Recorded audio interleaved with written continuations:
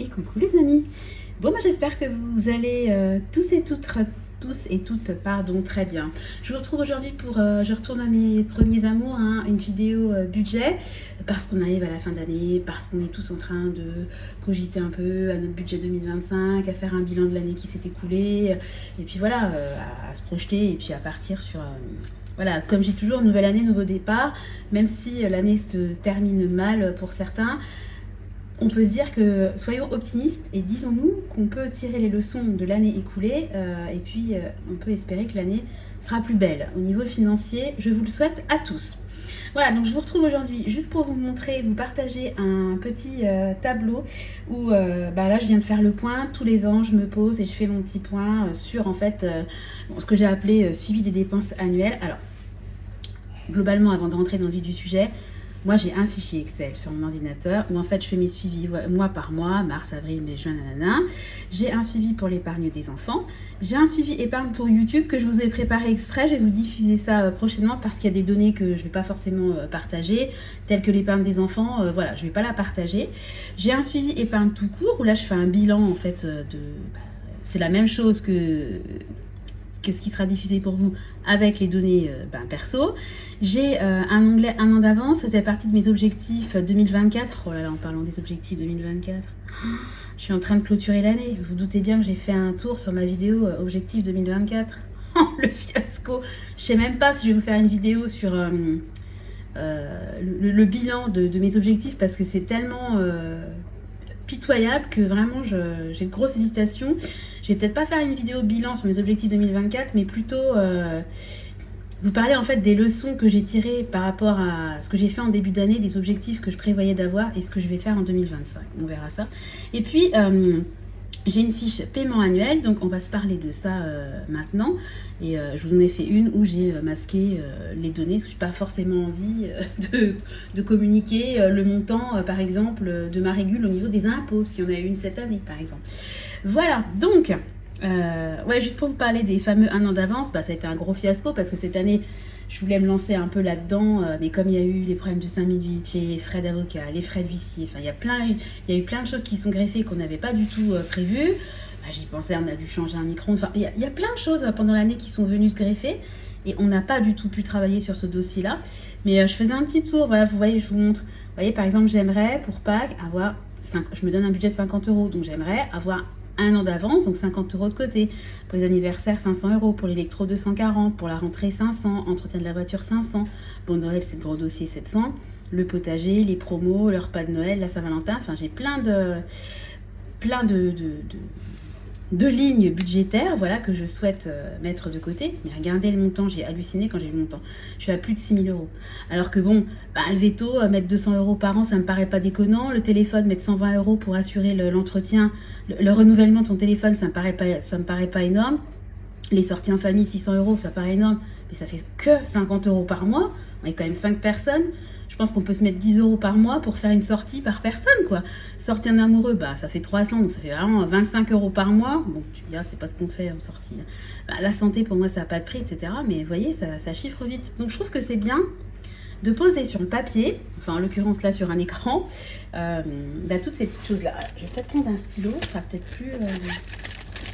Ça, vous verrez pas mes mains qui n'arrêtent pas de faire des gestes. Des fois, je m'énerve quand je regarde mes vidéos. Alors, je voulais vous montrer, moi, ce que j'ai listé, en fait, de toutes mes dépenses, mes paiements annuels. Ça pourra peut-être vous aider parce que, des fois, quand on essaie quand on part de rien pour établir son budget, il y a plein de dépenses qui ne viennent qu'une fois par an et qu'on peut oublier. Donc, je me dis, si je partage les miennes, alors évidemment, on n'a pas tous les mêmes dépenses annuellement. Il y a des gens qui payent leur assurance voiture tous les mois. Moi, je la paye une fois par an. Enfin bon, vous avez compris l'idée. Mais je trouve que je me dis, ça peut peut-être aider des gens. Donc, je voulais vous partager mes paiements annuels, ce que je paye une fois par an. Ou alors les montants annuels que je me mets dans ma tête pour budgétiser. Donc, une fois par mois, alors, à savoir que ça, alors j'avais fait une colonne sans IMO, c'est-à-dire si je n'avais plus d'appartement, parce qu'à un moment donné, on s'est dit, un jour, on les vendra quand on sera vieux, etc.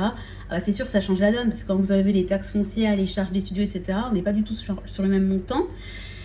Et ce tableau-là, en fait, je le fais depuis 2021. Donc, ça fait quand même la 4e année que je le fais. Et il me convient très bien. De toute façon, si je continue de l'utiliser, c'est que c'est un outil qui me va, en fait. De toute façon, je vais vous dire un truc. Si vous mettez en place des trackers, des cahiers, des fichiers, peu importe, des notes sur votre téléphone et que vous ne les suivez pas, c'est que vous n'avez pas trouvé le support qui vous convient.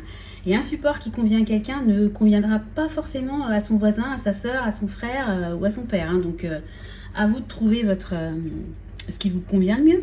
Donc, tous les ans, écoutez, vous savez quoi, on va faire ah oui, et puis donc j'ai les années, et puis après voilà, vous avez j'ai tous les mois de l'année, et puis en fait je coche les mois qui sont concernés pour comme ça tous les mois je vais faire un petit tour dans ce tableau là et je me dis ah bah oui, ce mois-ci le coffre-fort, parce qu'on paye un coffre-fort pour nos papiers importants, parce qu'on n'a pas envie de les garder à la maison, et ben je sais que ça tombe au mois de juillet par exemple, et ça c'est typiquement le genre de truc, si je le note pas, et laisse tomber, moi j'y pense pas du tout à ce truc-là.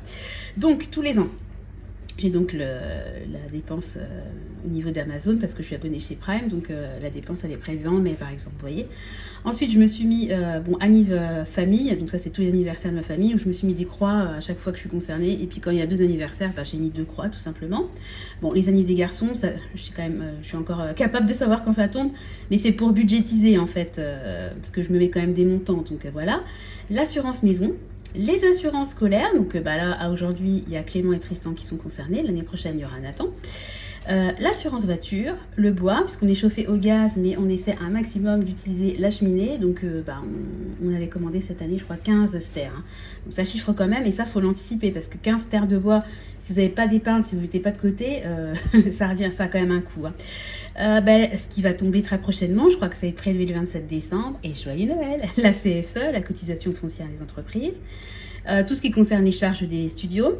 Il y a mon mari qui est abonné au journal Charlie Hebdo en soutien après ce qui s'est passé. Donc, je crois que c'est au mois de... bref, voilà. Le coffre-fort, je vous ai dit qu'on loue pour nos papiers. Je sais pas.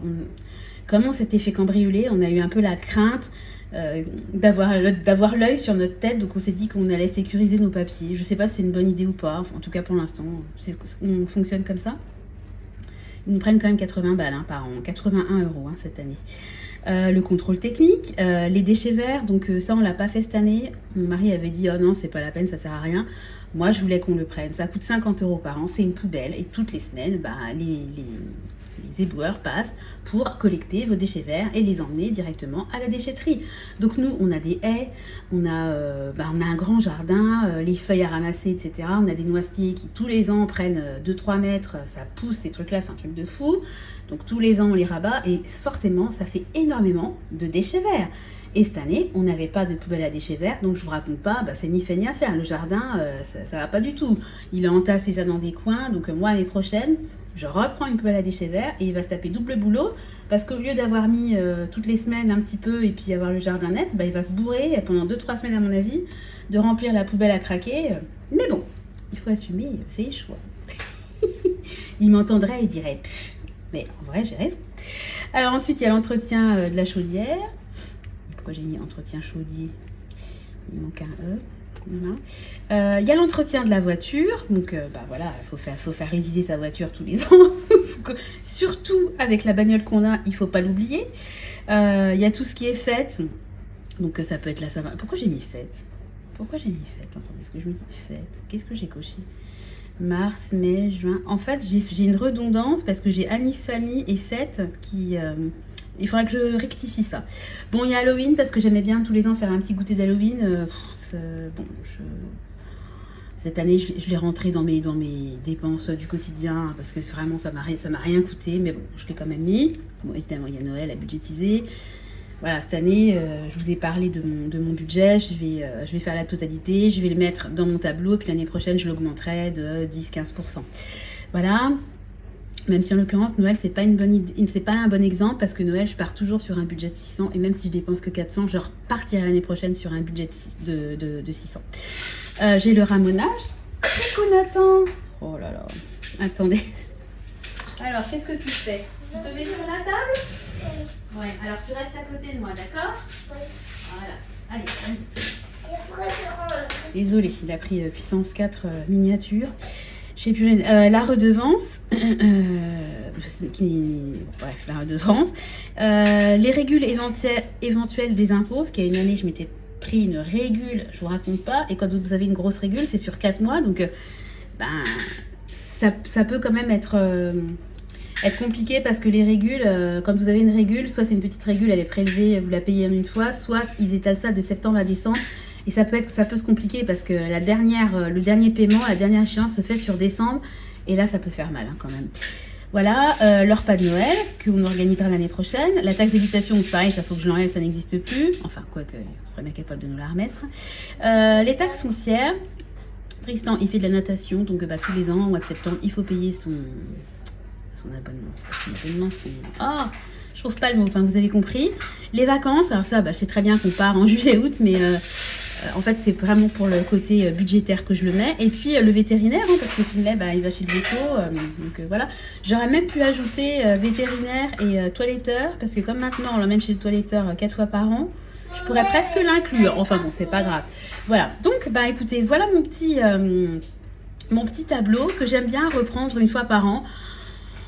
Une fois que vous avez la base, franchement, et que vous faites votre suivi, parce que moi j'ai un suivi, j'ai une note également sur mon téléphone, voilà, qui me permet de ne pas oublier, parce que quand j'ai un prélèvement, j'ai pas forcément le réflexe d'aller ouvrir mon ordi, de remplir mon fichier. Donc j'aime bien avoir une note sur mon téléphone où vraiment je note tout en temps réel, et puis de temps en temps je vais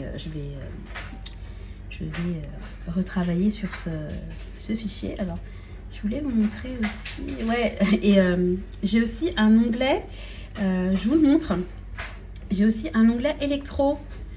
Je vous en avais parlé dans une vidéo où en fait j'ai listé tous les appareils électroménagers qu'on a à la maison. Donc ça va du micro-ondes, du batteur électrique, de la brosse à dents électrique, la yaourtière, les ventilos, etc. Voilà, regardez quand même le montant. Voilà. Ça chiffre quand même, parce qu'on ne se rend pas compte. On achète des trucs, 300 €, 200 €, ouais, mais tout cumulé, voilà. Et puis j'ai mis les dates en fait d'achat, donc soit j'ai retrouvé les factures, soit j'ai mis à la louche, mais en général, moi on garde les factures ici. Ah, vous voyez quand même que on avait un micro-ondes qui datait de 2002, donc on l'a remplacé en 2022, voilà. Et je mets à chaque fois le prix de remplacement des achats. Voilà, et ça me permet en fait de me dire, en fait j'ai mis en rouge les appareils qui vraiment selon moi craignaient, et d'ailleurs vous voyez par exemple l'aspirateur là 2012, j'ai mis 100 € parce que j'avais pas retrouvé, sûr c'était plus, il est mort, on n'a plus d'aspirateur, il marche plus, donc maintenant on n'a que nos aspirateurs robots qui apparaissent là, j'en ai 2, vous voyez. Donc voilà, mais ça me permet d'avoir, je trouve, une vision d'ensemble et de me dire, ah ouais, ok, donc mes 2 congèles, ils datent quand même de 2006 et 2008, il est fort probable que malheureusement dans quelques temps, ils me lâchent, donc il faut que je sois capable, soit je me dis, je fonctionne avec un seul congèle, mais à mon avis non, parce que moi les congèles ils me servent énormément, il faut que je sois capable de racheter un deuxième congèle dans la foulée, enfin voilà, je trouve que c'est pas mal, tous ces petits fichiers là. Bon, après c'est vraiment une organisation personnelle, mais je voulais vous partager tout ça, et puis surtout vous partager mon fameux document que je vous ai présenté. Voilà, ça, le suivi des paiements annuels. Voilà, je vous encourage vraiment, si vous ne l'avez pas, vous penchez à prendre une petite heure, faire le tour de vos comptes, enfin 1 heure, à mon avis, ça, je suis un peu optimiste là-dessus, faire le tour de vos comptes parce que ça vous sera vraiment utile pour élaborer un budget 2025 qui soit vraiment, qui colle le plus possible à la réalité et où vous anticipez le plus possible ce qui pourrait vous... Enfin, il y a déjà tellement de choses qu'on ne peut pas anticiper et qui arrivent dans la vie et qui sont pas forcément top financièrement. Si on peut déjà être clair dans sa tête, avoir une idée des charges qui vont tomber tel ou tel mois, du montant à peu près, évidemment, je ne peux pas savoir en 2025 combien me coûteront les anniversaires de ma famille, mais je sais à peu près combien je dépense par personne. Enfin, voilà, c'est comme Amazon, peut-être qu'en 2025, ils augmenteront un petit peu le prélèvement, mais on ne va pas passer de 70 € à 200, enfin voilà, donc ça permet quand même d'avoir un ordre d'idée et puis de voir aussi, quand vous faites le montant total, ça vous permet, parce que moi j'ai une épargne que j'appelle dépenses annuelles, où en fait tous les mois je mets de côté pour payer toutes ces charges-là. Et le fait de les lister et de comptabiliser ce que ça m'a coûté sur une année, Ben, en fait, en gros, hein, je prends le montant total, je vous dis n'importe quoi, si ça m'a coûté 5 000 €, bon, c'est plus, mais bon, et ben, je vais rajouter 10%, je vais partir sur 5 500 €, je vais le diviser par 12 et je vais savoir que tous les mois, il va falloir que je mette X euros de côté pour être capable de payer mes charges, tout simplement. Voilà, donc c'était la petite vidéo budget sans prétention, mais il me semble que je vous ai déjà fait une vidéo sur ce thème-là. Mais comme, attention mon doudou, il y a des petites pièces par terre, mais comme on arrive en fin d'année et que je suppose que vous n'êtes pas en train de repartir dans mes anciennes vidéos qui datent de Mathusalem, je me suis dit que ça serait bien de faire une piqûre de rappel, ou pas, parce qu'il y a peut-être plein de personnes aussi qui n'ont jamais vu cette ancienne vidéo. Je vous dis ça se trouve je n'ai même pas fait, ça se trouve je m'étais dit qu'il fallait la faire, j'ai peut-être même pas fait. Bref, sur ce, je vais aller récupérer les pions que Nathan a disséminé dans la cuisine. Et puis, j'espère que la vidéo vous aura plu. J'espère qu'elle pourra être utile à certaines personnes. C'est vraiment quelque chose...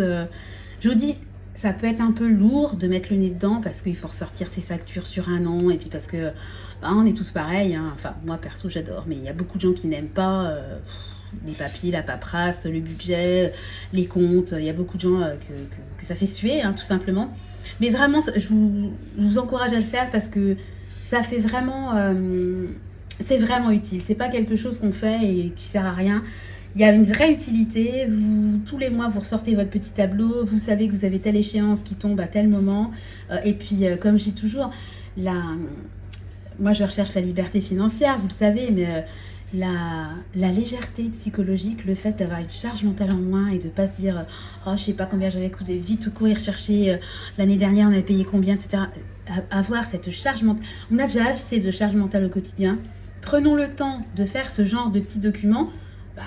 Chacun a sa sauce, hein. Il y a peut-être des gens qui sont pas à l'aise avec l'outil informatique, enfin peu importe, sur un cahier ça marche tout aussi bien, mais ce temps-là pris n'est absolument pas du temps perdu parce que ça sera utile dans la gestion de votre budget au quotidien, mais ça sera aussi utile pour votre santé mentale parce que quand on sait où on va, on avance quand même beaucoup plus sereinement que quand on avance, quand on tâtonne. C'est cassé, mais je vais t'aider, mon cœur. Bon, allez, je vais l'aider parce qu'il est en train de me péter le truc. Allez, je vous fais à tous de gros bisous. Je vous souhaite une belle journée et comme d'hab, je vous donne rendez-vous dès demain dans une nouvelle vidéo. Ciao, ciao!